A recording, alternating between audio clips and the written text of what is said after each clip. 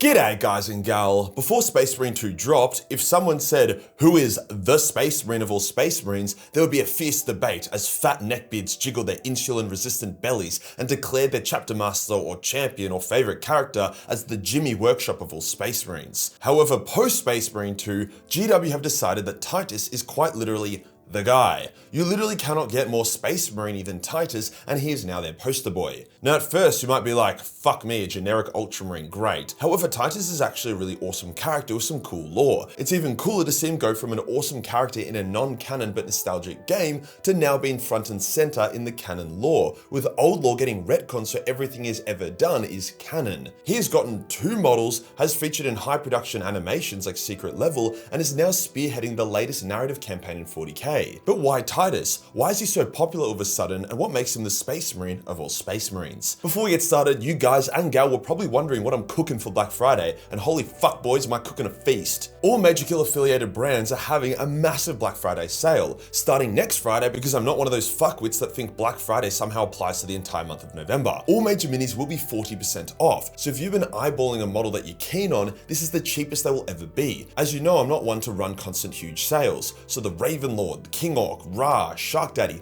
all 40% off, including bundles. 90 Plus Subs is also having a huge Black Friday starting at the same time. All supplements will be 40% off, or 45% if you get them in a bundle. I know a lot of you guys are curious about the supplements, but are hesitant because of the price and because you're unsure if supplements actually do anything. All I'll say is that there has never been a better time to try them out. I know they work because I've studied them and we have the blood work showing it works, but I understand you guys maybe don't. So trying it for up to 45% off if you're curious is a bit of a no-brainer, especially since we're also launching 4 new supplements when Black Friday launches, all of which will also be 40% off, as I want to give people the chance to try them for cheap. Majorkill merch is also running 40% off. All those cool legacy items, the fuckhead Santa hats, damn, even the neon sign will be 40% off. I should really hang this up somewhere, this is really cool. Now there will be a pre-sale waitlist for those that are keen. For major minis, just be on our mailing list and you'll get 48-hour pre-access. Same goes for Majorkill merch. However, for Natty Plus, as we only have a limited amount of stock and will sell out, especially with the new range, you need to follow us on Instagram and you'll be sent pre-sale instructions via DM. Also, we really want more followers on that Instagram. If we get to 2,000, I'll do something weird and gay for your entertainment. If you've been keen to give them a go or you already have and want to stock up for cheap, there has never been a better time. Today we'll go over the life, lore, and awesomeness of Titus, explaining why he is the Space Marine, as well as the lore retcons that were needed to bring him into the setting. Let's get into it. Demetrian Titus, because of course they also gave him an extremely dope first name, was first seen in Space Marine 1. Now back then, GW would hand out licensing to gaming companies, but they would ensure that whatever games were made from that would be non-canon, as they wanted to maintain full control over their precious setting, and it also allowed the gaming studios to have some creative freedom. Hence, Titus was created as the protagonist and was even given the role of second company captain, a role that at the time in the lore belonged to Cato Sicarius. Now that was the canon mess GW had to sort out, and they did, but we'll cover that later. Let's first run through this Big Blue Daddy's chronological lore. Now GW have been kind enough to provide us with a bit of an origin story for Titus via the Secret Level episode. Titus was one of those pretty badass characters who was cool from day one, kinda like Abaddon. He was born to a humble family on an agri world in Ultramar, not the usual candidate to become an Ultramarine. However, when the world was invaded, a Space Marine called Matarius found Titus covered in blood dragging a Space Marine combat knife and completely devoid of fear. Matarius was like, holy shit, this kid is a Space Marine without even being a Space Marine. And so Titus was a natural candidate, excelling in all the trials, being cool and stuff, killed a few fairies, just classic hero shit.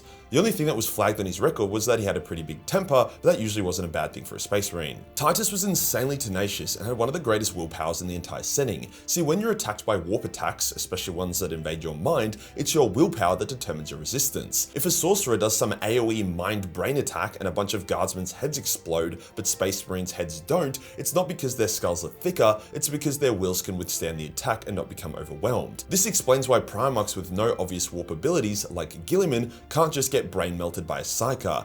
In fact, the Psyker's brain would probably melt if they tried. This also explains how Titus managed to be the sole survivor of a fight against a Chaos Sorcerer. A sorcerer Titus slew, but all of his squad died in turn. At this point, Titus was in the 10th Company and was a well-known and respected warrior, but some people were sus that Titus seemed to keep being the sole survivor during numerous missions. Dude just refused to die, which begged the question, either this dude is a fucking heretic or a mega badass. You can see why he started seeming controversial and developed some haters. Soon after this, Titus would would be promoted to second company, having been in service for over 50 years by this point. When Macragge was invaded by the Tyranids during the First Tyrannic War, second company was not present, which is why Titus never seemed to get a mention, beyond the obvious meta reasons. As the first company got decimated during the battle for Macragge, the captain of the second company would get promoted to become captain of the first, but Titus would not yet replace him for the second. Instead, another Ultramarine would become captain of the second, a man named Trajan. However, Titus would more or less become Trajan's second in command. Second company continued fighting together, Titus becoming famous for his practical approach to facing the enemy and deeply studying the different types of Xenos to determine their weaknesses. During a fight against the Craftworld Elder, Trajan would get baited into a trap and killed, a trap the Elder set by capturing Leandros. Yes, that Leandros, with Titus leading the counterattack which fought the Elder off, recovered Trajan's body and rescued Leandros, making his betrayal of Titus later on hurt even more. Titus was personally chosen by Marnius Calgar to become the new captain of Second Company, having shown valor, skill, and strategy beyond doubt, and also recovering the corpse of your previous captain gives you a lot of brownie points in Space Marine captain elections. Now, one thing that kept Titus on the straight and narrow is his humility.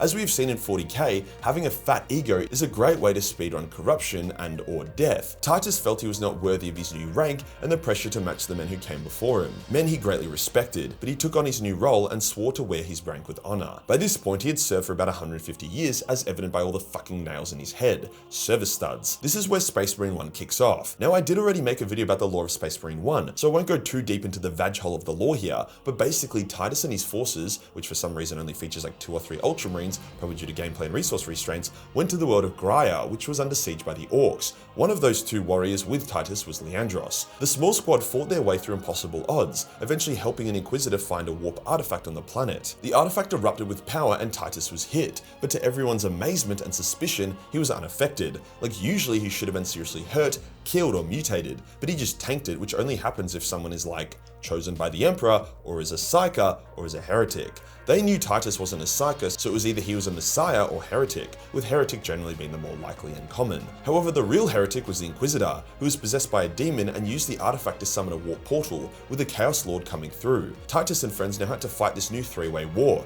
Titus went beast mode and managed to kill the Chaos Lord and destroy the warp artifact, again exposing himself to insane amounts of warp energy, which once again did not affect him. During the mission, Leandros had grown increasingly pissy with Titus, as Titus was a pretty logical, reasonable guy and was happy to bend the rules to achieve his objectives, whereas Leandros was a pencil-pushing Boy Scout fuckhead. So Leandros reported his own captain to the Inquisition, giving us that infamous scene at the end of Space Marine 1 where Titus is taken into custody. Now, before we continue, why was Titus resistant to the warp? He wasn't a blank and he wasn't a Psyker. Did he just double wrap his ding-dong or something? Well, the developers actually chimed in on this, and basically Titus is immune to the warp because he's the Space Marine, the guy.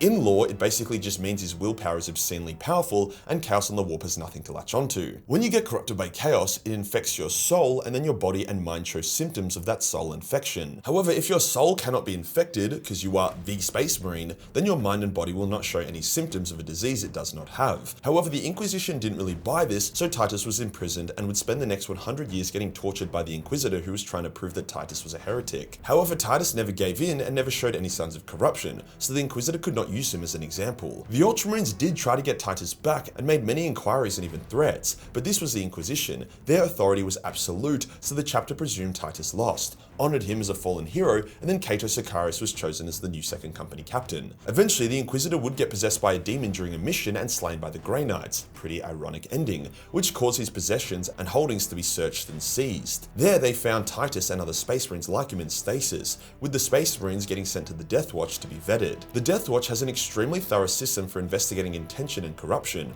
with their system finding Titus cleared and even allowing him to return to the Ultramarines. However, Titus felt he had dishonored his chapter as he had not heard from them due to the Inquisitor not passing on any of their messages to him, so Titus became a chapterless Black Shield of the Deathwatch, a role he would once again excel in. This brings us to Space Marine 2, which I once again have made a video about, but to summarize, during a Deathwatch mission on Kadaku against the Tyranids, Titus is mortally wounded during a duel with the Carnifex. However, the Ultramarines had heard Titus was still living and even dispatched Chief Librarian Tigurius to retrieve him and return him to the chapter. They came just in time, saving Titus and then doing an emergency Primaris surgery on him to save him, making him a Primaris Marine. He was then returned to the chapter and the misunderstandings were straightened out. However, 2nd Company had a new captain, Savastus Acheron, who took over from Cato Sicarius when the Great Rift opened and trapped Cato in the warp. So Titus became a lieutenant, basically the highest non-captain rank he could be given. Titus would be given 2 new buddies, the mistrusting but devilishly handsome Gadriel and the hot-tempered Chiron, who was on Calth during the heresy when the Wordbearers invaded. Titus was to help extract and salvage Project Aurora, something that was supposed to be a powerful anti-chaos device but ended up hypercharging the warp instead. So after dealing with the Nids, the Thousand Sons appeared and became Titus's next headache in a long line of migraines. As 2nd Company fought the Thousand Sons, they were pushed into a last stand, only getting saved by the arrival of Calgar and 1st Company, who then all pushed in together, fighting the Thousand Sons and culminating in an epic showdown where Titus, Calgar and friends clapped the Thousand Sons leader's cheeks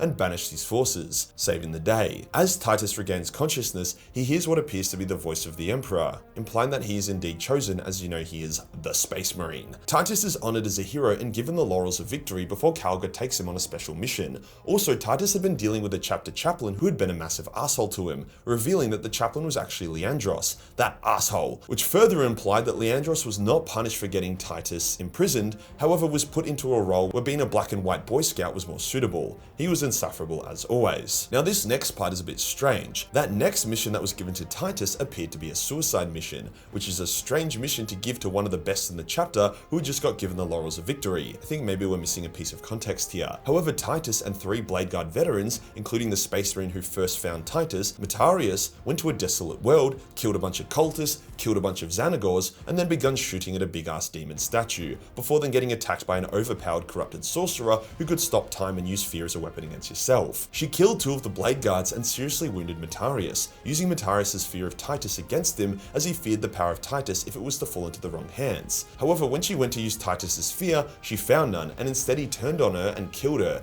ending the time freeze and allowing the statue to be destroyed. The Imperial ships in orbit then begun firing on the site to ensure its destruction before telling Titus to die well, so like bruh. Anyway, Titus chose not to die and dragged Matarius to safety before then solo killing a cultist army, which was just a Tuesday for our boy. If I'm missing context here, please put it in the comments. Why the fuck would Titus and 3 elite Ultramarines be sent on what seems like a super random, not super important suicide mission? Anyway, Titus survived. However, at a similar time, 2nd Company Captain Acheron, as well as Chiron, were killed by Gene Stealers, because GW can only handle 1 black bold Ultramarine at a time apparently. This created a new opening for the 2nd Company Captain role, an opening Titus filled before Titus was tasked by Guilliman himself to become the protector of Macragge and Ultramar, becoming the warden of the 500 worlds while Guilliman went off to sort out the galaxy. Now does that mean only Titus and his company of 100 or so Marines have to protect all of Ultramar? Fuck no, which I know people were getting confused about. Ultramar has like 10 Ultramarine successor chapters dedicated solely to its defense, with each region of Ultramar also having more Ultramarines led by Triarchs to protect it. So no, it's more so like a specialized role. If a world within Ultramar needs to be defended or retaken, the local Ultramarines and their successors would get involved, however Titus and his wardens would also come as specialized elite backup. It seems this new role will pit him up against the Necrons, and I'm sure he'll fuck them up as he fucks up everything else. So what retcons actually took place for Titus to be allowed to enter into canon?